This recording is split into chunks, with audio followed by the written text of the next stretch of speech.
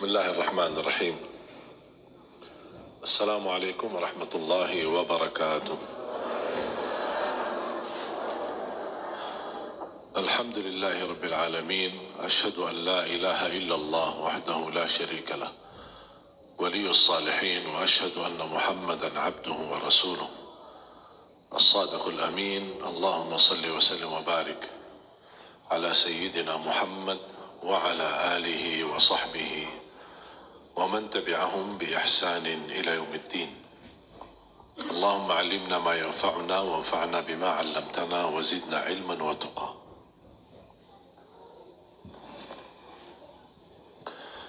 Alhamdulillah, syukurillah, masih diberikan oleh Allah Subhanahu wa Ta'ala kemudahan, umur, sehat walafiat. Mudah-mudahan kita termasuk yang panjang usianya, baik pula amalannya. Karena umur ini tidak terguna sendiri. Allah tidak akan tanya nanti di hari kiamat berapa usia kita. Tetapi yang akan ditanya apa isi usia kita. Sebagaimana bersabda Rasulullah SAW di hadis yang sahih, "Lan tazula qadama 'abdin yawmal qiyamah hatta yus'al 'an arba'." Tidak akan tergeser kaki seorang nanti di hari kiamat sebelum menjawab 4 pertanyaan. Yang pertama, an umurihi fima afnah. Akan ditanya umurnya, apa yang kamu isi, apa yang kamu gunakan. Wa an syababihi fima ablah.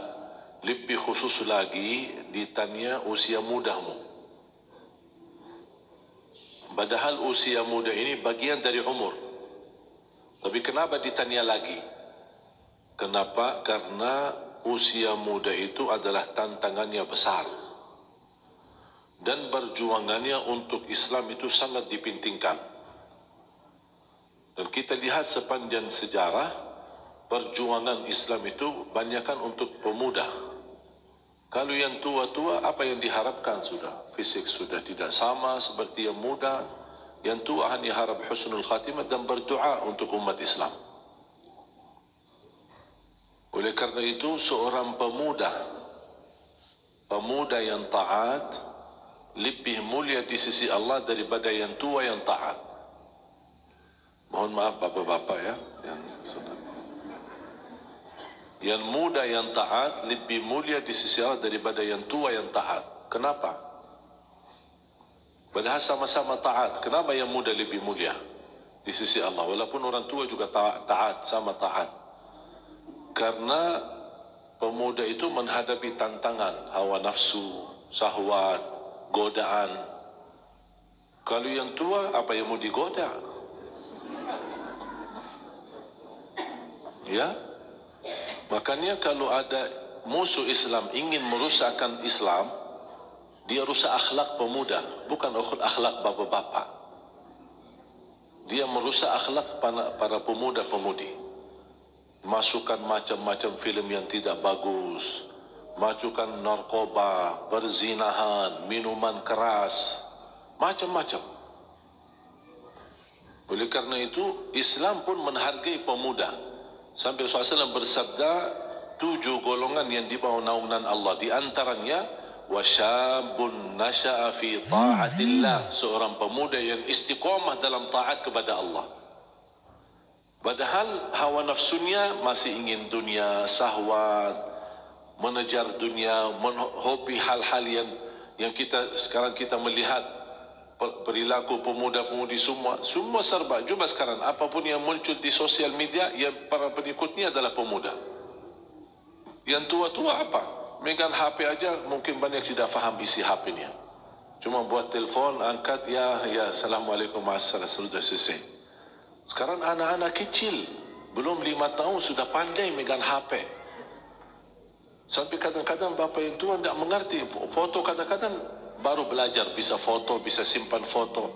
Minta tolong sama anaknya, ini anak-anak tolong fotoin. Bapak tidak mengerti foto. Jadi kita di zaman luar biasa, global fitnah, terganggu anak-anak muda kita.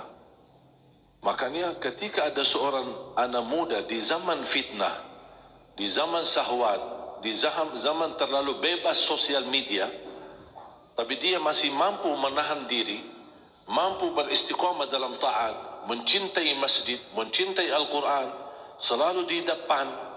Saya paling senang anak-anak muda yang memperjuangkan diri datang di saf pertama. Dia datang duluan, tidak menunggu bapa-bapa yang isi safnya.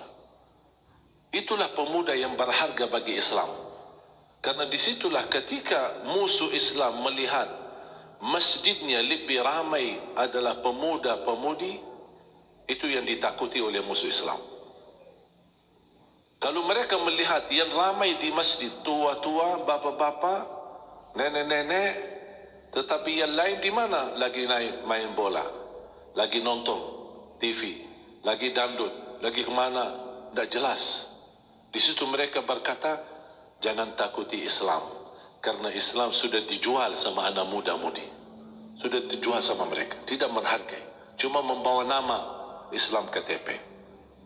Oleh karena itu jamaah sekalian, adanya pemuda itu pengaruhan luar biasa, pengaruhan luar biasa untuk menunjukkan kekuatan umat Islam. Dan coba kembali kepada sejarah. Sebelum Rasulullah SAW wafat, sudah menyediakan pasukannya, sudah menyediakan tentaranya untuk menghadapi musuh. Siapa pimpinan tentaranya itu? Pasukannya siapa pimpinannya? Bukan Abu Bakar As-Siddiq, bukan Umar bin Khattab, bukan Uthman bin Affan, bukan Ali bin Abi Talib, bukan Panglima Khalid bin Walid yang sangat dikenal sebagaimana ahli perang. Justru yang dibawakan pimpinannya Usama ibn Zaid, seorang pemuda masih usianya 18 tahun. Makanya ketika Rasulullah SAW wafat, belum sempat menjalani pasukan itu, diperintahkan ketika dipilih Abu Bakar As-Siddiq dan ditunjukkan menjadi khalifah, pertama yang dia jalani tugasnya Nabi Muhammad SAW adalah titipan amanahnya. Jalan, wahai Usama, bawalah pasukannya. Abu Bakar tidak mau merubah visi misi Rasulullah, padahal kan bisa, karena dia sebagai khalifah. Mohon Usama, kamu masih kecil, ganti-ganti dengan orang yang lebih bijaksana, lebih tua. Tidak, karena ada maksud dan tujuan dari Rasulullah SAW. Buat apa? Menanamkan jiwa yang jihad, jiwa yang berjuang, jiwa yang mengerti, jiwa yang benar-benar bisa mempelajari dari orang-orang yang senior. Saya paling senang di masjid-masjid kalau diberikan kesempatan remaja masjid urusi masjid.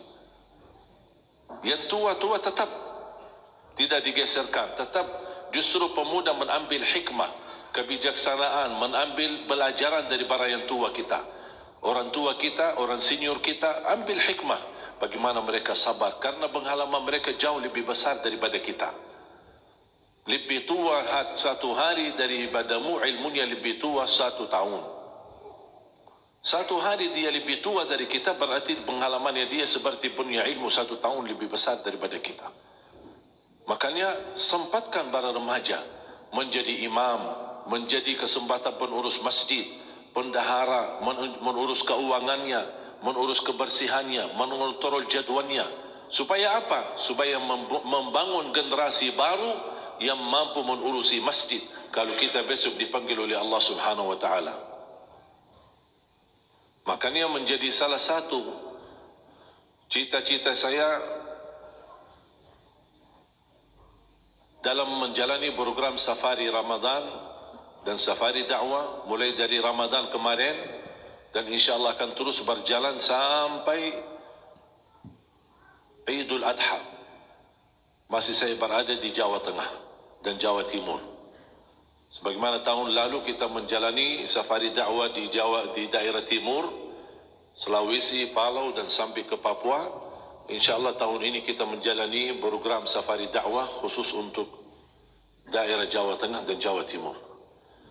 Apa tujuan dari safari dakwah? Mengajak seluruh masyarakat, ayo mari sama-sama terlibat dalam memperjuangkan dan mencetak 1 juta penghafal Al-Quran untuk Indonesia.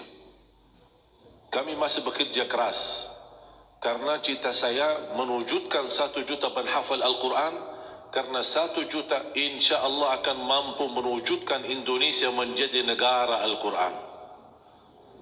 Orang berkata Makkah dan Madinah pusatnya kedatangan Islam. Insya Allah Indonesia pusatnya kebangkitan Islam untuk dunia.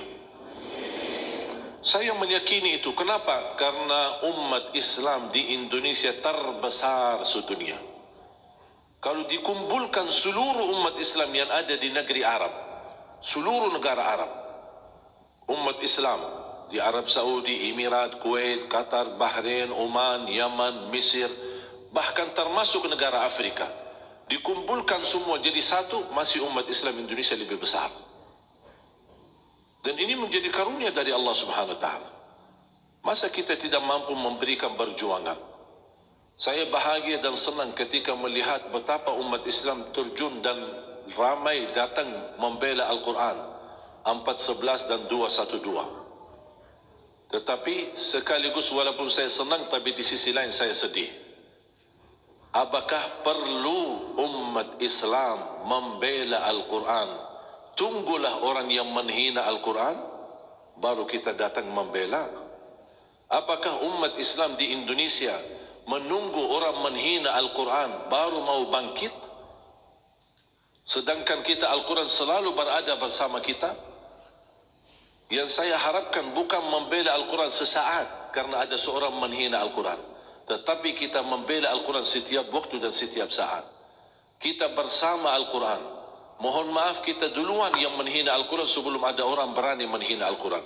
Salah satu tanda kita menghina Al-Quran, kita menjauh dari Al-Quran. Berhari-hari lewat tidak baca Al-Quran. Bahkan bertahun-tahun lewat tidak khatam Al-Quran. Ramadan masuk berkali-kali, berapa kali kita khatam di bulan suci Ramadan. Sedangkan sejarah orang salih mulai dari Sya'ban banyak mengkhatam Al-Quran. Imam Syafi'i masuk Ramadan 60 kali khatam Al-Quran. 2 kali dalam sehari.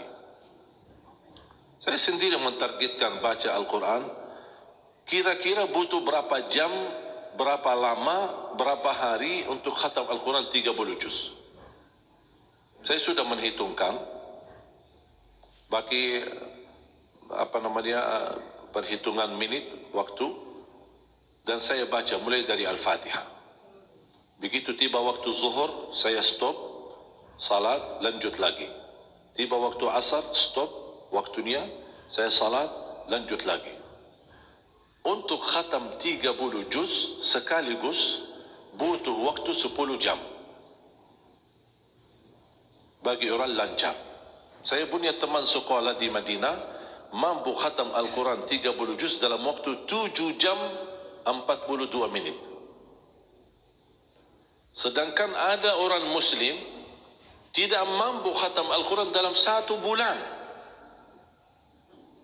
1 bulan tidak bisa khatam. Padahal khatam Al-Quran dalam 1 bulan 1 kali itu cara mudah untuk orang yang paling malas. Itu yang paling malas sudah fantas khatam 1 bulan selesai. 1 hari 1 juz, 30 hari 30 juz.